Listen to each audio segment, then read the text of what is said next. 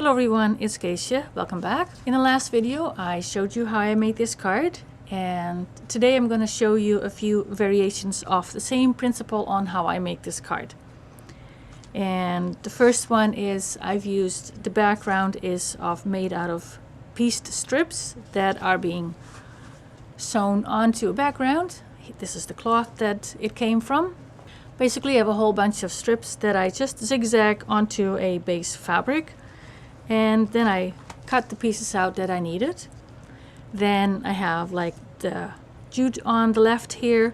I have like a torn piece of dictionary page here. I punched a scallop circle that I then painted green because I didn't have a paper that was the same color so that the butterfly would stand out. The next one is again fabric strips, but the fabric strips were all different colors and they didn't go well together, so I made a acrylic color wash and I made sure I had some metallic paint in there. I don't know if you can see, but it looks real nice. It shimmers. And on the side here I've used a punch. This is the punch that I used for that. It makes a really nice border. You can hardly see it, but again it is coffee dyed with some metallic paint in it. I applied a piece of fabric strip here and again a scallop circle with a butterfly. In addition, I used stickles to make 5 dots on the side here. The next one up is again fabric strips. These are all selvages, and this time I did a blue color wash. And first I added some cheesecloth, another punched border, and I have a butterfly die, and I added some stickles on it as well. Here we have wallpaper strips that I sewed to a background, and then I cut out the rectangle I needed. This here is a piece of lace that was yellow and white, and I didn't really like that, so again I used acrylic paint to paint it, and I can now basically make it every color I want.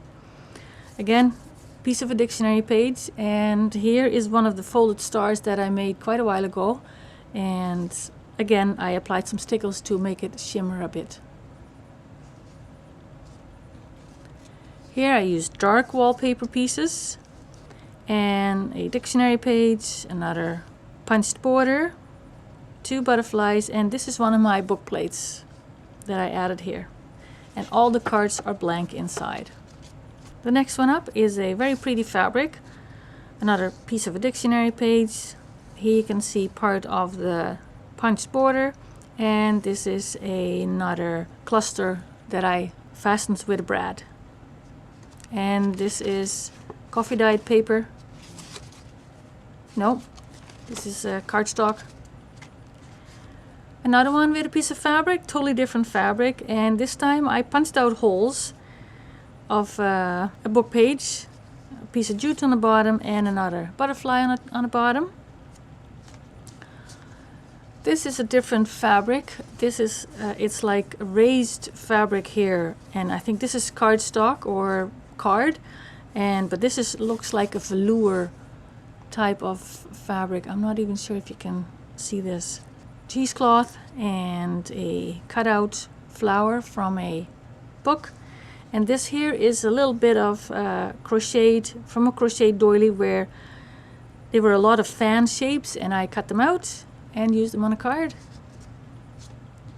Next one is simply from a magazine page, left over from one of my jelly prints. This is one of the star flower embellishments I made quite a while ago, and jute on the bottom here. It's very simple, but it's effective. Same again, magazine page. National Geographic has very pretty photos to be used. Another punched border, and this comes from a calendar, the bird, and here is a braided stick branch for the bird to sit on that I braided from jute. Here I have one with a map page left over from a previous card, another bird, and a piece of fabric cut out.